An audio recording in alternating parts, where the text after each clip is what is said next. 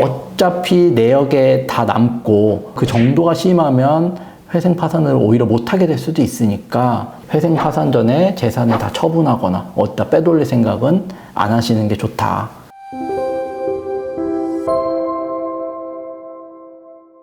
끝까지 싸워서 이기겠습니다. 젠틀한 싸움딱 유익상 변호사입니다. 개인회생 진행하다 보면 카드나 계좌 사용 내역이 중요하다, 이런 말씀 많이 들어보셨을 텐데요. 카드나 계좌 사용 내역을 보는 이유는 일반적으로 채무자가 돈을 빼돌린 게 있지는 않은지, 그러니까 재산을 어디다 숨겨놓고 회생제도의 이점만을 노리려는 목적으로 신청을 한 게 아닌지를 파악하려는 거고, 그 다음에 빌린 돈을 주식이라든지 코인, 도박, 사치, 과소비 이렇게 이제 채무 사용이 불성실한 건 아닌지를 파악을 하려는 겁니다. 그래서 이런 불성실한 채무 사용이 있거나 일정 부분 재산을 빼돌린 게 있다면 재산 가치에 반영이 돼서 변제금이 올라갈 수도 있고, 그 정도가 너무 지나치게 심하다라고 하면 뭐 사건이 기각될 수도 있겠죠. 그래서 실무적으로 개인회생 절차를 진행하면 계좌나 카드 사용 내역 어떻게 반영하는지, 그리고 그 보정에 어떻게 대응해야 되는지에 대해서 간단하게 좀 말씀드려 보려고 합니다. 개인회생 사건을 접수를 하면 보통은 2-3주 내로 법원이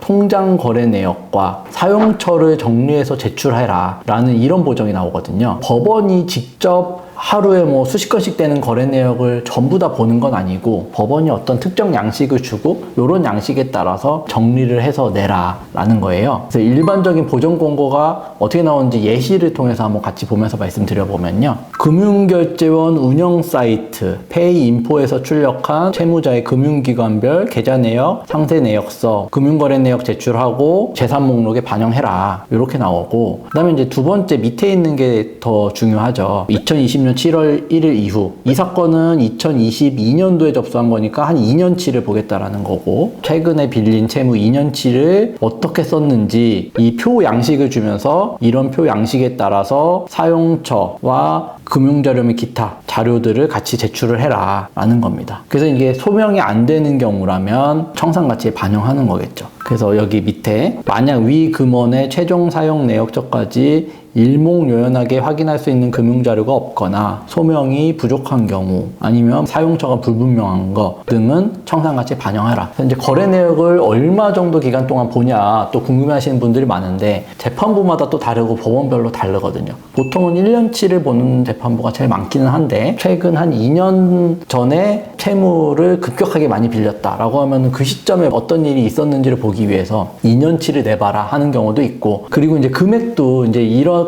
생각하실 수도 있을 것 같아요. 아니, 당장에 내가 지난달에 쓴 금액도 기억이 안 나는데, 뭐 그렇잖아요. 어디 편의점 뭐 5,000원, 뭐 10,000원 이런 거 내가 어떻게 다 기억하냐, 이렇게 궁금하신 분들도 많은데, 아까 보정 권고를 보더라도 얼마 이상 쓴 거에 대해서 정리해라 라는 거고, 보통은 이제 조금 여유 있게 보는 재판부들은 100만 원 이상 사용한 금액, 100만 원 이상 이체된 내역을 정리를 해봐라. 근데 이제 좀 깐깐하게 보는 재판부는 30만 원 이상 쓴 거, 50만 원 이상 사용한 거 내봐라 라고 하니까 요것도 이제 조금 재판부 성향에 따라서 달라질 수는 있다. 참고해 주시면 될 것 같아요. 이게 자료의 양이 계좌를 우리가 하나 쓰는 것도 아니고 카드도 한 개 쓰는 경우는 드물잖아요. 이렇게 많은 양의 자료를 도대체 얼마 만에 정리해서 언제까지 내야 되냐, 이 부분도 궁금하실 수는 있어요. 근데 보통은 이제 14일 이내에 내라 라는 게 일반적인데, 법원 입장에서도 많은 양의 보정 권고를 내리면 14일 이내에는 이행하기 힘들 거다라는 거를 알기도 하거든요. 그런 경우에는 3주,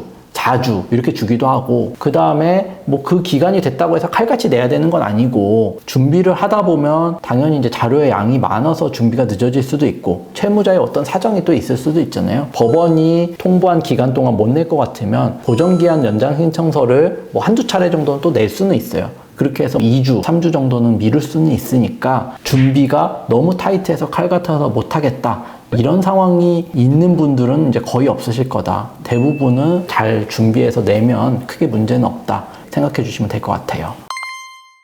결국에는 사용처가 문제되는 것들은 청산가치에 반영되어서 내 변제금이 올라가는 효과로 나타나잖아요.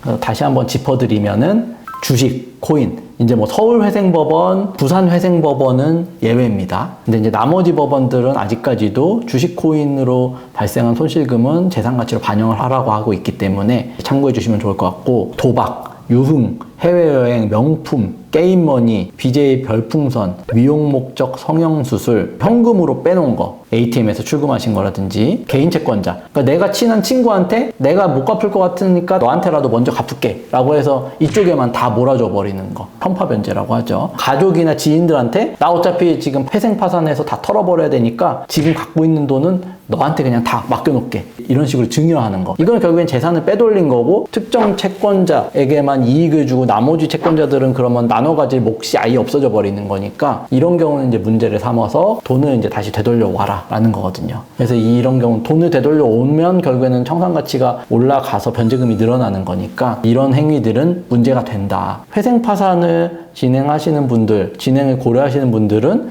과거에 내가 이런 문제되는 행위들이 있었는지, 뭐 있었다면 이런 부분들로 인해서 변제금이 이제 좀 변동이 있을 수 있다. 참고하시면 좋을 것 같고, 어차피 내역에 다 남고 그 정도가 심하면 회생 파산을 오히려 못하게 될 수도 있으니까 회생 파산 전에 재산을 다 처분하거나 어디다 빼돌릴 생각은 안 하시는 게 좋다.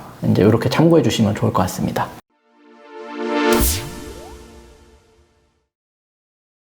오늘은 개인회생 진행하게 되면 항상 나오는 보정 권고, 특히나 카드나 계좌 사용처 소명에 대해서 말씀드렸는데, 앞서 말씀드린 이런 문제되는 행위들은 결국에는 불성실한 채무 사용이라든지 부당한 소비로 봐서 내가 돈을 다 써버리고 재산으로 갖고 있진 않지만 갖고 있는 걸로 간주를 해서 결국에는 변제금이 늘어나는 거에 영향을 미친다. 그래서 이런 행위들로 인해서 내 변제금이 올라가거나 변제 기간이 늘어날 수도 있다. 유념해 주시고 진행하시는 데 있어서 참고하시면 좋을 것 같습니다. 오늘 영상 도움되셨다면 구독과 좋아요 부탁드리겠습니다. 감사합니다.